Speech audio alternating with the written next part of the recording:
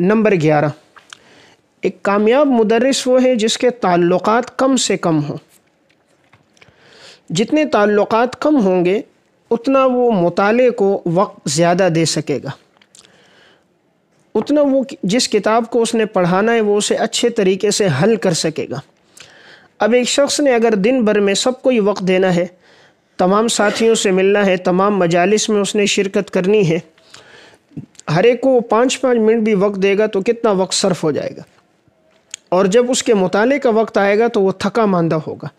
جب دن بھر میں ملاقاتیں کرتا رہا، دعوتوں میں شرکت کرتا رہا، جب رات مطالعے کا ٹائم آئے گا تو غنودگی آئے گی، مطالعے کے ٹائم میں نیند آنا شروع ہو جائے گی تو مطالعہ نہیں کر پائے گا۔ اگلے دن جب آئے گا تو یا تو بغیر مطالعے کے پڑھائے گا یا دائیں بائیں ہو کر اپنا وقت صرف کر دے گا، تو اپنا بھی اس نے وقت ضائع کیا اور طلبہ کا قیمتی وقت بھی ضائع کیا، اور بنیاد یہ بنی کہ تعلقات کی کثرت تھی۔ نمبر 12، نظام الاوقات بنا کر اس پر عمل کریں۔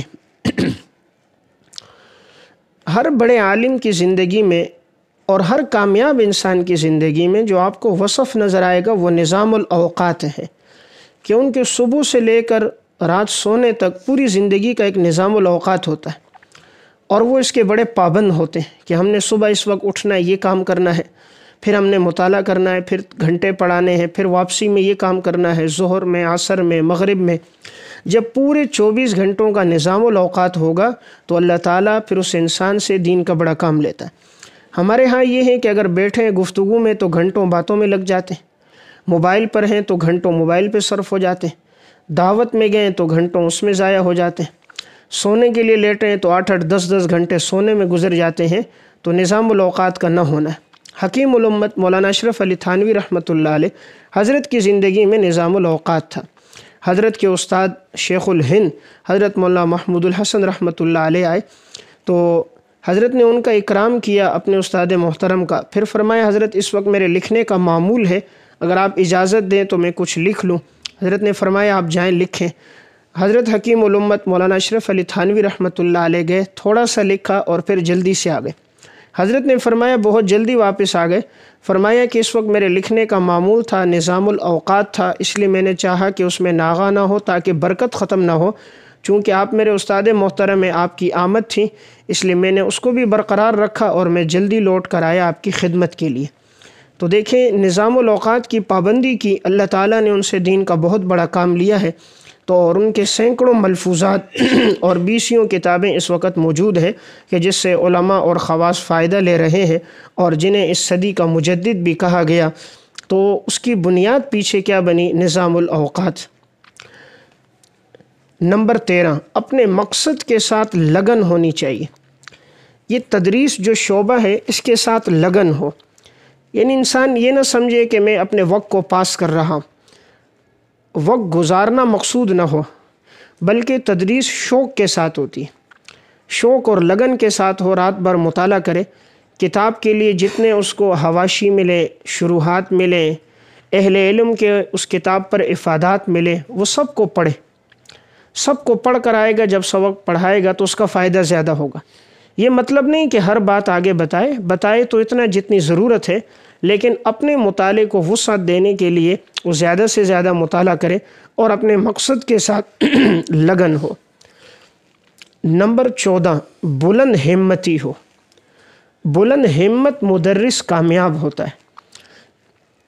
جس استاد کی زندگی میں یہ وصف ہو کہ اس کی ہمت بلند ہو، اس کا مطلب یہ ہے ارادے اس کے پختہ ہوں اور اس کی نیت بہت بڑی وسیع نیت ہو، ہمت زیادہ ہو کہ میں نے یہ کتاب بھی پڑھانی ہے، آئندہ سال یہ تدریس کرنی ہے، اس سے آئندہ سال یہ تدریس کرنی ہے، یہاں تک کہ میں فلاں کتابیں پڑھاؤں گا، اور کتاب کی تیاری میں میں فلاں کتابوں کا مطالعہ کروں گا۔ اس کے لیے متقدمین کی کتابیں بھی پڑھے۔ متقدمین کی کتابوں میں فن کو سہل کر کے پیش کیا جاتا ہے، اور متاخرین کی کتابوں میں فن میں عمق ہوتا ہے۔ تو گہرائی کے لیے متاخرین کی کتابیں پڑھیں، ان میں قیل قال اور وسعت اور جامعیت زیادہ ہوتی، اور متقدمین کی کتابوں سے فن سمجھ میں آتا ہے۔ اور پہلے کوشش کرے انسان فن سمجھنے کے لیے اپنی مادری زبان میں پڑھے۔ اپنی مادری زبان میں کوئی بھی کتاب ہو تو وہ جلد سمجھ آتی ہے، تو پہلے فن کو مادری زبان میں سمجھا جائے، پھر اس کے حواشی اور تعلیقات پڑھی جائیں، اور پھر متقدمین متاخرین کی کتابیں ہوں، تو جب اتنی بلند ہمتی کے ساتھ وہ آگے بڑھے گا تو اس کی تدریس کی افادیت زیادہ ہوگی اور اہل علم میں اور طلبہ میں اس کا خوب چرچا ہوگا۔ نمبر 15، علمی حمیت ہونی چاہیے۔ علمی حمیت یعنی علمی جذبہ۔ علمی جذبہ اس کا مطلب یہ ہے، اگر کوئی بات نہیں سمجھ آ رہی تو وہ کوشش کرے اور اس کو سمجھے۔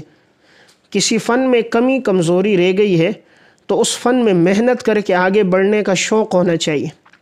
جیسے علامہ دمیری رحمۃ اللہ علیہ نے حیات الحیوان میں ایک واقعہ لکھا۔ امام کسائی رحمہ اللہ جب اپنے استاد کے درس میں آ رہے تھے تو بڑے دوڑ دوڑ کر آئے، اور جب درس میں پہنچے تو انہیں سانس پھول گیا تھا۔ انہوں نے ایک لفظ کہہ دیا عییتو، کہ میں بہت تھک گیا ہوں۔ تو ان کو ٹوکا گیا مجلس میں کہ اگر آپ نے یہ بتانا تھا تو آپ قد عییتو کہتے، یعنی مجرد سے کہہ دیتے، مزید میں نہ جاتے۔ اور پھر ان سے کہا گیا کہ اس فن کو آپ محنت سے حاصل کریں۔ تو امام کسائی رحمہ اللہ گئے اور اس فن کو اتنی محنت سے حاصل کیا کہ وہ نحو کے آج امام بن گئے، اور پھر وہ نحو کے مسائل، فقہ کے مسائل کے جوابات نحو کی روشنی میں دیتے تھے۔ جیسے کہ علامہ سرخسی رحمہ اللہ متوفہ 483 ہجری نے کتاب الصلاۃ باب سجود السہو کے ذیل میں واقعہ لکھا کہ امام محمد رحمہ اللہ نے ایک دفعہ امام کسائی سے پوچھا، آپ نحو کے علم میں آپ نے زندگی لگا لی، فقہ کیوں نہیں حاصل کرتے؟ انہوں نے فرمایا میں آپ کو جوابات فقہ کے نحو کی روشنی میں دوں گا۔ تو انہوں نے پوچھا اگر کسی پر سجدہ سہو لازم ہو، دوبارہ پھر لازم ہو جائے تو کتنے سجدہ سہو کرے گا؟ تو امام کسائی نے فرمایا ایک کرے گا۔ انہوں نے فرمایا کس اصول کی روشنی میں جواب دیا؟ تو امام کسائی نے جواب دیا المصغر لا یصغر، جس چیز کی ایک مرتبہ تصغیر آ جائے اس کی دوبارہ تصغیر نہیں آتی۔ تو اس سے یہ اتنے خوش ہوئے اور یہ جملہ کا من احکم علما فذلک یہدیہ الی سائر العلوم۔ من احکم علما، جو آدمی ایک علم میں مضبوطی حاصل کرتا ہے، فذلک یہدیہ الی سائر العلوم، وہ تمام علوم کی طرف اس کی رہنمائی کرتا ہے۔ تو امام کسائی نے نحو میں پختگی حاصل کی اور پھر وہ دیگر فنون اور علوم میں جوابات بھی نحو کی روشنی میں دے رہے تھے۔ تو میں بات عرض کر رہا تھا علمی حمیت ہو کہ جہاں انسان کو اپنی کمزوری نظر آ رہی ہے، جس فن کے اندر اس فن کو محنت کے ساتھ حاصل کرے، مایوسی نہیں ہونی چاہیے، آگے بڑھنے کا جذبہ ہونا چاہیے۔ نمبر 16، علمی ترقی کے لیے مال خرچ کرنا۔ علمی ترقی کے لیے مال خرچ کرنا، اس کا مطلب یہ ہے اگر انسان علم حاصل کرنے کے لیے اس کو کہیں سفر کرنا پڑ رہا ہے، سفر کرنے میں مال لگتا ہے، تو اس کو اپنا مال خرچ کرنا چاہیے۔ یا علمی ترقی کے لیے کتابیں خریدنے کی ضرورت ہے اور وہ کتابوں کی قیمت زیادہ ہے تو وہ اس میں اپنا مال خرچ کرے، اپنے لیے کتابیں خریدے۔ یعنی حصول علم کے لیے جتنے ذرائع اپنا سکتا ہے اور ان ذرائعوں میں اگر مال بھی لگتا ہے تو بے دریغ مال خرچ کرے۔ اسلاف کی زندگی میں یہ بات ہمیں ملتی ہے کہ انہوں نے حصول علم کے لیے اپنے گھر بار کو بیچا، اپنے سامانوں کو بیچا اور وہ نکلے ہیں اور سارا مال انہوں نے علم کے حصول اور نشر و اشاعت میں لگایا۔ اس لیے یہ علمی اعتبار سے بخل نہیں ہونا چاہیے۔ اگر کسی کتاب کی، کسی شرح کی، حاشیے کی ضرورت ہے اور انسان اس کو نہیں خریدے گا تو علم میں عمق پیدا نہیں ہوگا، علم میں رسوخ نہیں آئے گا۔ تو جتنا مال خرچ کرے گا اور اہل علم کے تجربات سے فائدہ لے گا، جنہوں نے اس فن کو پڑھایا ہوتا ہے 20-25 سال، تو ان کے تجربات بڑے مفید ہوتے ہیں۔ ایک ہے کہ ہمیں ٹھوکر لگے ہم اپنا تجربہ لیں، ایک یہ کہ جس نے زندگی اس فن میں لگائی ان کے تجربات اور افادات کیا ہیں، تو ان افادات سے جب آدمی فائدہ لیتا ہے تو زیادہ بلندی کی طرف پہنچ جاتا ہے۔ تو اس لیے حصول علم میں مال خرچ کیا جائے۔ نمبر 17، وقت کی پابندی کرنا۔ کامیاب استاد کا وصف یہ ہے کہ وہ وقت کا پابند ہوتا ہے، یعنی مدرسے میں جو اس کے لیے گھنٹے طے ہیں تو اسے چاہیے کہ وہ اپنے وقت مقرر پر وہ آئے، وقت میں تاخیر نہ کرے۔ گھنٹہ شروع ہے 8 بجے تو 8 بجے آنے کی کوشش کرے، پھر جتنی دیر گھنٹہ ہے اتنی دیر کلاس میں رہے۔ اس میں جو بعض ساتھی تاخیر کرتے ہیں آنے میں جانے میں، اس میں ایک تو اگر وہ معاوضہ لے رہا ہے تو معاوضہ بھی کچھ مشکوک ہوگا۔ جتنی دیر وہ تاخیر سے آئے گا تو جو انہوں نے اس کا معاوضہ لیا تو آئے دیر سے، ایک دو دن نہیں، اگر یہ معمول ہو، کبھی تو انسان کے لیے عذر ہوتا ہے، لیکن اگر کسی کا یہ معمول ہے تو پھر اس کی تنخواہ میں بھی شکوک اور شبہات پیدا ہوں گے۔ نمبر 2، اہل علم کے ہاں بھی معیوب ہوگا، طلبہ کے دل میں بھی اس کی محبت برقرار نہیں رہے گی۔ اس لیے جب وقت کی پابندی ہوگی تو کتاب کو شرح صدر سے پڑھائے گا، اور اگر 20 منٹ لیٹ آئے گا، 5 منٹ حاضری میں لگ گئے، 5 منٹ پچھلا سبق سن لیا، 10 منٹ میں لازمی بات ہے وہ صرف عبارت ہی چلا سکے گا اور کتاب میں تفصیل سے بات نہیں کرے گا، تو تمام طلبہ مستفید نہیں ہوں گے۔ چند ایک تو سمجھ جائیں گے بات، لیکن دیگر جو طلبہ ہیں وہ مایوس ہوں گے۔ اس لیے وقت کی پابندی کی جائے۔ نمبر 18، دوسرے اساتذہ کا وقت نہ لیں، دوسرے استاد کا گھنٹہ نہ لیا جائے۔ اگر ایک استاد کا وقت شروع ہو رہا ہے 11 بجے سے 11:45 تک، اسے چاہیے اپنے وقت میں ہی پڑھائے۔ اب عموماً ہمارے ہاں ایسا ہوتا ہے 10 منٹ خود تاخیر سے آتے ہیں اور دوسرے کے 10 منٹ لینے کو اپنا حق سمجھتے ہیں۔ دوسرا استاد باہر کھڑا انتظار کر رہا ہے اور اب یہ استاد اپنی کتاب پڑھانے کے لیے دوسرے کا وقت لے رہے ہیں، اس سے دوسرے کے دل میں نفرت پیدا ہوتی ہے۔ ایک دو دن کی بات تو ہو جائے لیکن معمول نہیں ہونا چاہیے، اپنے وقت کی پابندی کرنی چاہیے۔ کبھی ضرورت پیش آئے تو اس استاد سے خود وقت لیا جائے، اور اگر وہ اجازت نہ لے تو اس سے انسان کی اپنی عزت برقرار نہیں رہتی۔ چند دن تو وہ خاموش ہوں گے، کسی دن اگر وہ طلبہ کے سامنے یا مجلس میں کہہ دیں گے تو انسان کی اپنی عزت برقرار نہیں ہوگی۔ اس لیے بہتر ہے دوسرے اساتذہ کا وقت نہ لیا جائے۔ نمبر 19، شب بیداری کی عادت بنائی جائے۔ شب بیداری کی عادت بنائی جائے۔ اسلاف کی زندگی میں یہ معمول رہا ہے کہ وہ لوگ رات کو اٹھا کرتے تھے، اللہ سے تعلق بڑا ان کا مضبوط تھا، تہجد کی نماز کا اہتمام کیا کرتے تھے۔ امام محمد رحمہ اللہ متوفی 189 ہجری مفتاح السعادہ میں علامہ تاش کبرا زادہ رحمہ اللہ نے لکھا ہے، رات کے 3 حصے کیے تھے، ایک حصہ آرام کے لیے، ایک حصہ لکھنے کے لیے، ایک حصہ عبادت کے لیے۔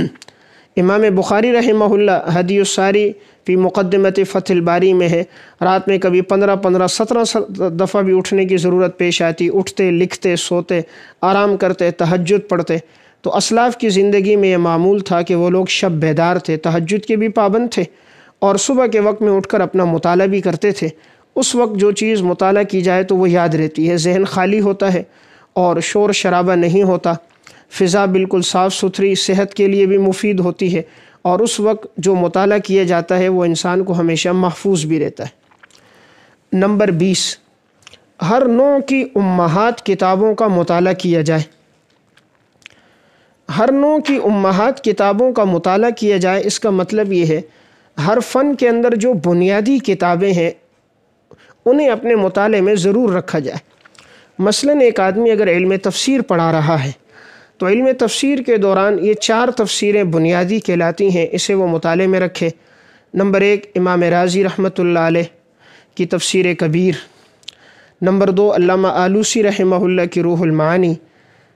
نمبر 3، حافظ ابن کثیر کی تفسیر ابن کثیر۔ اور نمبر 4، امام ابو سعود کی تفسیر ابو سعود۔ تو یہ فن کی امہات کتابیں اسے مطالعے میں رکھے۔ علوم القرآن پڑھا رہا ہے تو علامہ سیوطی رحمہ اللہ کی الاتقان فی علوم القرآن ہے۔ حدیث کی تشریح کر رہا ہے تو حافظ ابن حجر رحمۃ اللہ علیہ کے فتح الباری، اور علامہ عینی کی عمدۃ القاری، اور امام نووی کی شرح مسلم اس کے مطالعے میں ہو۔ اگر ایک شخص فقہ پڑھا رہا ہے تو فقہ کی امہات کتابوں میں علامہ ابن عابدین شامی کے حاشیہ ابن عابدین اور ابن نجیم کے البحر الرائق اس کے مطالعے میں رہے۔ اصول فقہ پڑھا رہا ہے تو التقریر والتحبیر ابن امیر الحاج رحمہ اللہ کی مطالعے میں ہو، اور نفائس الاصول فی شرح المحصول علامہ قرافی رحمہ اللہ کی، اصول الفقہ الاسلامی دکتور وہبۃ الزہیلی کی۔ تو جب ہر فن کی امہات کتابیں ہوں گی تو اس فن میں مہارت پیدا ہوگی، اس فن میں عمق پیدا ہوگا، اور اس فن کی تفصیلی مباحث سے طلبہ زیادہ مستفید ہوں گے اور ان کے لیے علم کی راہیں کھلیں گی۔ یعنی انسان صرف درسی کتاب تک محدود نہ رہے۔ اچھا استاد وہ ہے کہ وہ صرف کتاب نہیں پڑھاتا، فن پڑھاتا ہے۔ ایک ہے کتاب پڑھانا اور ایک ہے اس فن کو پڑھانا۔ تو کتاب حل کرنے کے بعد اگر آخر میں وقت بچے 15 سے 20 منٹ تو اس اصطلاح کی اور مثالیں دی جائیں، خارجی مثالیں دے کر ان کی تطبیق کی جائے۔ عموماً ہمارے ہاں نحو میں، صرف میں، فقہ میں چند ایک مثالیں چلی آ رہی ہوتی ہیں، وہی آخر تک دی جاتی ہیں، تو استاد مطالعہ کر کے خارجی مثالیں بھی دیتا رہے، اس سے طالب علم کو سبق صحیح سمجھ آئے گا، تو استاد کے مطالعے میں اضافہ ہوگا اور طالب علم کی فہم میں اضافہ ہوگا۔